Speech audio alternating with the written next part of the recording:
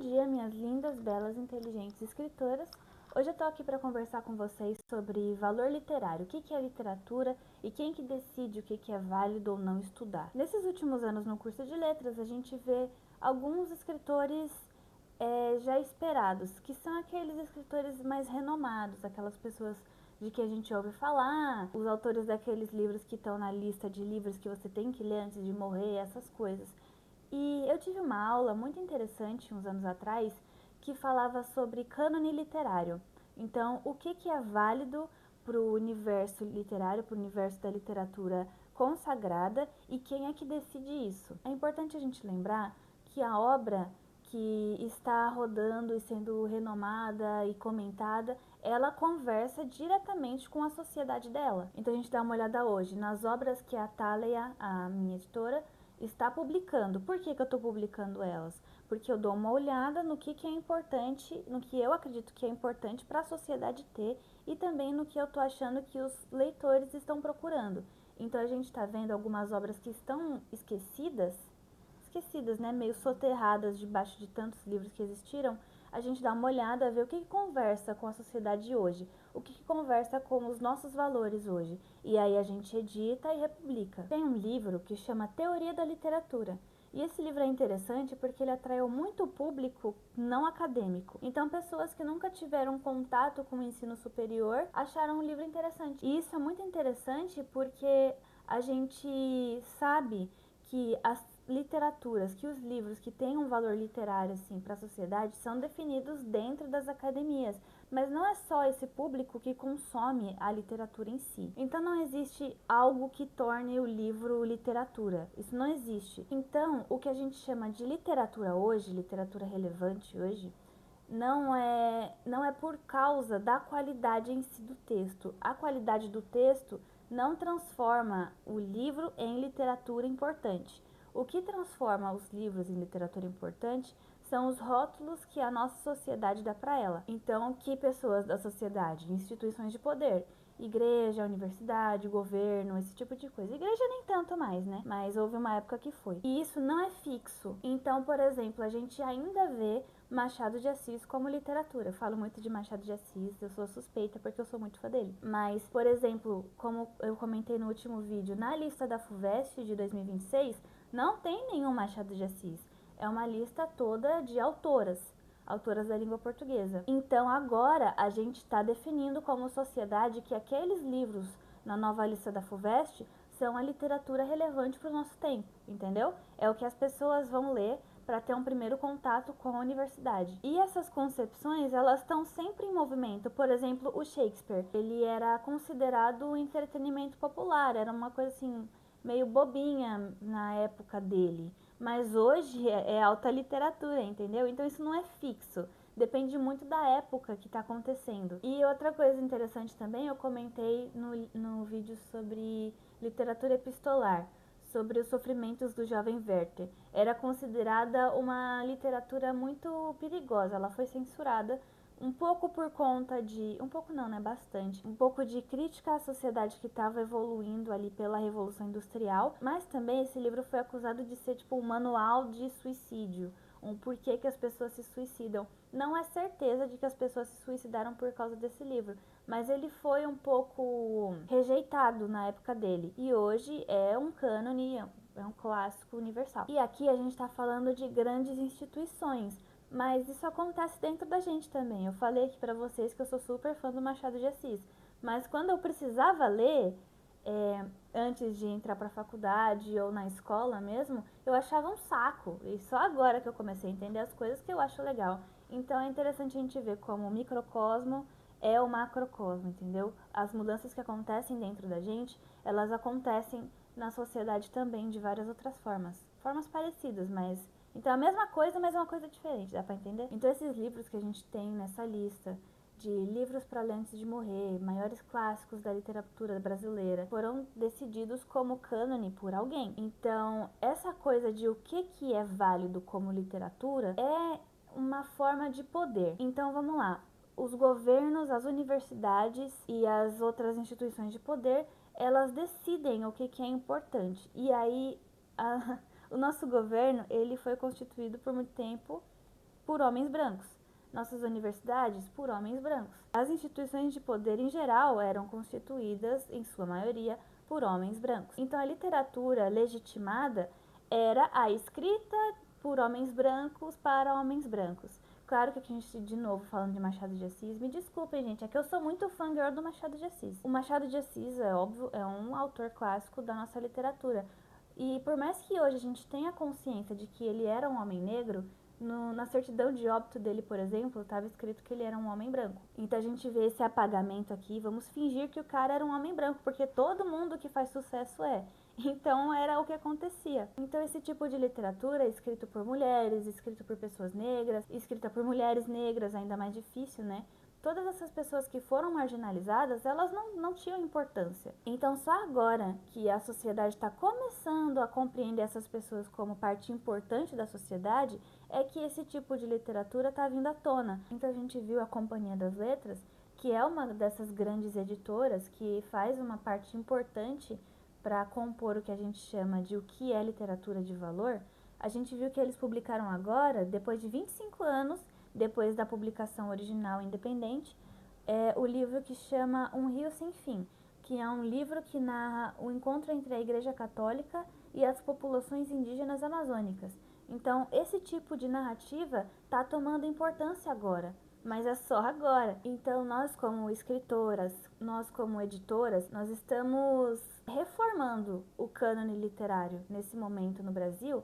O nosso cânone está sofrendo uma reforma. E isso quer dizer muita coisa sobre a nossa sociedade, sobre o nosso momento atual na sociedade. Porque, gente, é impossível você separar a literatura da sociedade. A literatura, ela acontece por conta do que está à nossa volta. A gente tem experiências, vivências e escreve a partir delas. E da mesma forma, o seu leitor, ele está vivendo alguma coisa, ele vai ler o seu livro e pode ser que ele interprete até uma coisa diferente do que você escreveu por conta da sociedade que ele está vivendo. Então ele pode se identificar de uma maneira inesperada, sabe? Mas é muito importante a gente ter isso na consciência, de que é impossível você separar a literatura da sociedade. Inclusive o Antônio Cândido escreveu um livro todo sobre isso. Não sei se a gente chama de ensaio, mas ele tem um livro muito bom sobre isso, inclusive. Eu vou trazer aqui pro canal mais tarde. É muito importante a gente ter consciência disso, que enquanto o nosso cânone estava sendo construído incluindo algumas coisas, ele também estava excluindo algumas coisas. Então é importante a gente pensar quem que construiu o cânone, em que época, o que está sendo incluído e o que está sendo excluído.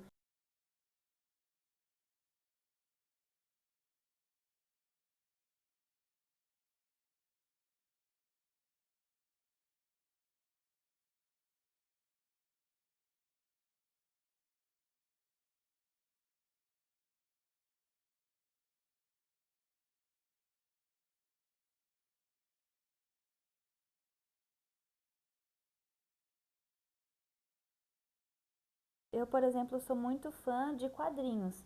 A gente tem muito contato com o gibi da Turma da Mônica ali na pré-escola, no ensino fundamental 1, talvez, eu nem tenho certeza se é assim ainda nas escolas.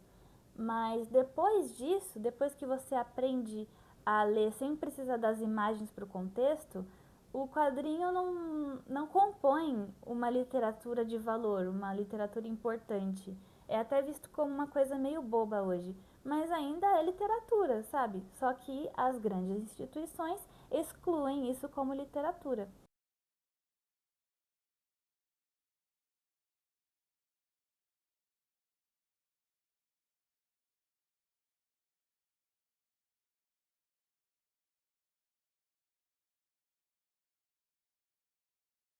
Isso é só um exemplo a partir de uma coisa que eu gosto, mas tem muitas coisas. Por exemplo, já foi comum serem publicadas peças de teatro, mas hoje a gente não encontra tanto mais, é muito mais difícil. Esse vídeo está sendo muito para discutir realmente o valor das coisas, o valor literário, quem que decide o que tem valor, quem que decide o que não tem valor. E principalmente conversar sobre essas transições. Por exemplo, o que era visto como belo, como sublime, lá pelo século XVIII, na época do romantismo, hoje a gente interpreta como brega. Então as coisas estão sempre mudando. Nós somos seres humanos, nós somos mutáveis.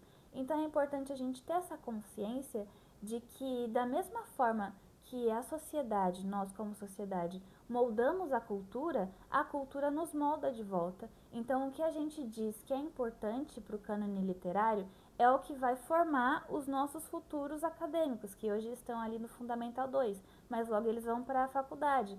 E é isso que eles vão aprender lá, entende? Então é um grande ciclo de literatura que a gente está sempre vendo movimentar. É muito bom ver hoje como essa coisa de livros escritos por homens brancos para homens brancos tá mudando muito, porque o que é considerado literatura tá ligado muito a critérios ideológicos, então o que vale a pena e o que não vale a pena valorizar. E isso tá super ligado à classe, a gênero, a etnia, todas essas coisas. E a gente vê hoje que a gente está valorizando mais coisas que não só são escritas de homens brancos para homens brancos.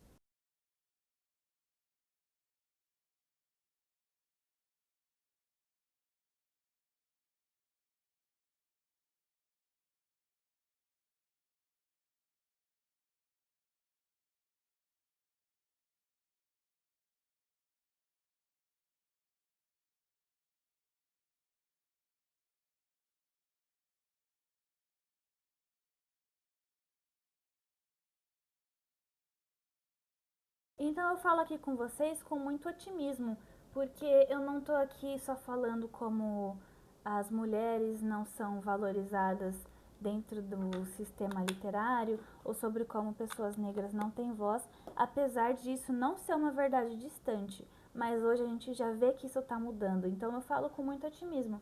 E essas mudanças, elas não estão ligadas só aos temas ou só a esses escritores, a essas escritoras, mas também os formatos deles. Por exemplo, o roteiro. Às vezes eu tô assistindo um filme com amigos ou com os meus pais e a gente fala, nossa, que filme bem escrito. Então a gente já pensa em como o roteiro foi escrito. Então isso é uma forma que a gente está valorizando mais. Antes a gente via muito no século XIX literatura publicada em folhetim, que era descartado, né? Era coisa que você publicava ali num jornal, no outro dia ele já vai pro lixo, porque não importa mais o jornal do dia anterior. Mas hoje a gente recolheu tudo isso, transformou em livros. Então as formas como a gente consome a literatura também vão mudando, sabe? Então é interessante a gente não criticar a leitura do amiguinho, porque eu falo isso porque eu leio quadrinhos, gente, e as pessoas falam que não é literatura de verdade. E eu entendo o porquê que se fala que não é literatura de verdade. Mas a gente precisa estar com isso na cabeça, de que as formas como a gente consome literatura vão mudando com o tempo, elas são diferentes. E não quer dizer que elas são menos válidas por isso. Eu nunca diria que uma charge da Laerte não é literatura, entende? É interessante você pegar e dar uma olhada nos livros que você não considera literatura de verdade e se perguntar o porquê. Se perguntar quem é que definiu na sua cabeça o que é literatura de verdade e o porquê. Aquela literatura é escrita de quem para quem. Então a gente dá uma refletida nisso, a gente consegue enxergar a nossa sociedade todinha. Da mesma forma que os leitores daquele livro, A Teoria da Literatura, não são só acadêmicos, as pessoas que consomem literatura também não são só acadêmicos. E da mesma forma, as pessoas que escrevem os nossos livros não são só acadêmicos. A Maria Carolina de Jesus não foi para a faculdade, ela é uma das nossas maiores escritoras aqui do cânone. Então a gente precisa pensar nisso quando a gente quiser dar uma de espertão, uma de eu sei o que é literatura de verdade. A gente precisa lembrar dessas coisas. A gente atinge uma sociedade inteira e essa sociedade inteira atinge a gente de volta. Então a gente precisa tomar cuidado com a nossa arrogância, que a gente vê muito em escritores e muito dentro das editoras também. Eu não vou dizer que eu sou uma pessoa completamente humilde, mas eu tenho consciência de que é uma coisa que eu preciso trabalhar. Eu gostei muito de fazer esse vídeo, eu tô percebendo o quanto eu gosto de falar sobre literatura, o quanto eu gosto do que eu estudo, o quanto eu gosto do meu trabalho e o quanto eu gosto de estar compartilhando as coisas que eu aprendi com vocês. E eu sou muito grata por vocês estarem me assistindo e me acompanhando. Obrigada por tudo. Um grande beijo.